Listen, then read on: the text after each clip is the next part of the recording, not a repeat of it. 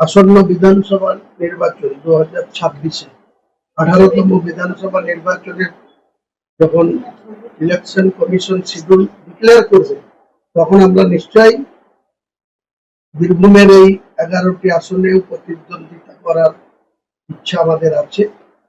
আপনাদের সামনে আজকে দুটো কেন্দ্রে ময়ূরেশ্বর আমাদের অধ্যাপক কলিমুদ্দিন সাহেব, শেখ কলিমুদ্দিন, উনি আমাদের জেলার সভাপতিও এই বীরভূম জেলার সংগঠনের, উনি প্রতিদ্বন্দ্বিতা করবেন ময়ূরেশ্বরে।